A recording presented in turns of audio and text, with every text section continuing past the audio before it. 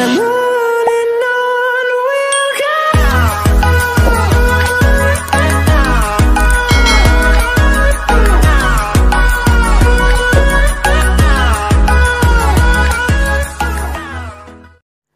Assalamualaikum warahmatullahi wabarakatuh.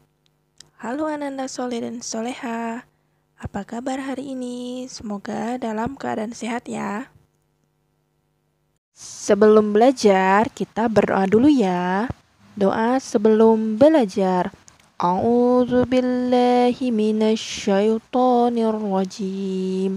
Bismillahirrahmanirrahim. Rabbi zidni ilma warzuqni fahma. Artinya, ya Allah, tambahkan aku ilmu dan berikanlah aku rezeki akan kepahaman. Amin.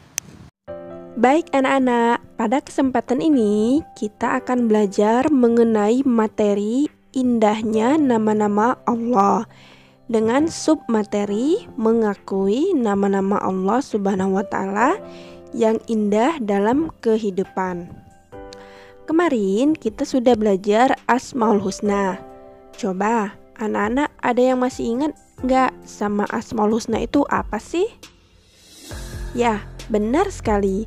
Asmaul Husna itu adalah nama-nama indah yang dimiliki oleh Allah. Jumlah Asmaul Husna itu ada berapa coba? Ya, benar. Jumlah Asmaul Husna itu ada 99 nama. Tetapi yang kita pelajarin kemarin hanya 4 saja, yaitu As-Somad, Al-Muqtadir, Al-Muqaddim, dan Al-Baqi. Nah, hari ini kita akan belajar mengakui nama-nama Allah yang indah dalam kehidupan. Nah, ini judulnya ya. Pada kesempatan ini kita akan membahas bagaimana cara mengaplikasikan atau menerapkan Asmaul Husna yang dimiliki oleh Allah ke dalam kehidupan kita sehari-hari. Baik, kita lanjutkan ya. Simak video pembelajaran berikut. Yang pertama, mengakui sifat As-Somad. As-Somad itu artinya Allah yang maha dibutuhkan. Perilaku yang mencerminkan sifat As-Somad diantaranya adalah A. Menjadikan Allah sebagai tempat meminta yang utama dalam semua keinginan kita yang baik. Jadi ketika kita meminta, maka kita hanya meminta atau berdoa hanya kepada Allah. Jangan melalui perantaraan, misalnya meminta kepada batu, pohon, apalagi benda-benda yang mengandung jimat. Karena itu termasuk perbuatan syirik. B. Berusaha menjadi orang yang bermanfaat bagi orang lain dalam kehidupan sehari-hari. Kalau kamu misalnya melihat orang yang membutuhkan, maka harus kita tolong, karena sebaik-baik manusia adalah yang bermanfaat bagi lingkungan sekitarnya. Selanjutnya, yang C adalah berusaha membantu teman di sekolah atau di rumah dengan tenaga, pikiran, dan tutur kata yang santun. Contohnya itu bagaimana? Misalnya, membantu saat piket kelas, tidak kabur saat bagian jadwal piket, karena itu adalah kewajiban. Selanjutnya, mengakui sifat Al-Muqtadir. Mengakui Allah memiliki sifat yang Al-Muqtadir, artinya apa? Allah yang maha kuasa atau maha menentukan. Bagaimana penerapan sifat Al-Muqtadir ini? A. Menjadikan Allah sebagai tempat berlindung. Jadi kita memohon perlindungan hanya kepada Allah Subhanahu wa Ta'ala, bukan kepada selain Allah.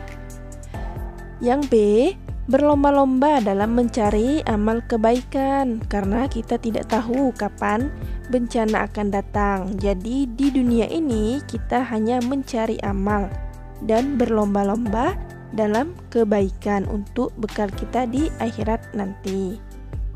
Yang ketiga, mengakui sifat Allah Al-Muqaddim. Al-Muqaddim itu artinya Allah yang maha mendahului. Anak-anak, marilah kita menerapkan sifat Al-Muqaddim dalam kehidupan sehari-hari. Bagaimana contohnya? Yang A, dalam berbuat kebaikan hendaknya kita dahulu yang berbuat. Artinya, apabila ada kesempatan berbuat baik, kita saja dulu yang memulai melakukan kebaikan tersebut. Karena apabila kita mencontohkan kebaikan kepada orang lain dan orang tersebut mengikutinya, maka pahala orang tersebut juga mengalir kepada kita. Yang B, mengerjakan sesuatu yang bermanfaat untuk masa depan dan jangan mengerjakan perbuatan yang sia-sia dan merugikan orang lain. Misalnya, apabila kita mengerjakan tidak memberikan manfaat atau faedah untuk ke depan, maka jangan dilakukan. Contohnya itu bagaimana? Misalnya, main game sampai larut malam. Hal itu kan bisa merugikan kita ke depan. Karena misalnya mata kita bisa menjadi rabun. Kita bisa ngantuk ketika di sekolah dan lain sebagainya. Yang C, jangan menunda-nunda pekerjaan, terutama belajar.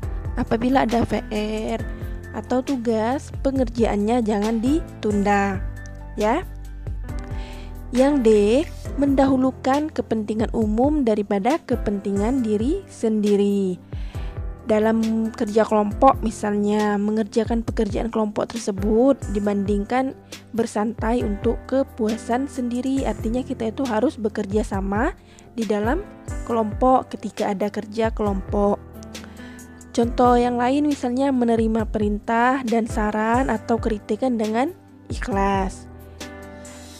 Yang keempat, mengakui sifat al-baqi.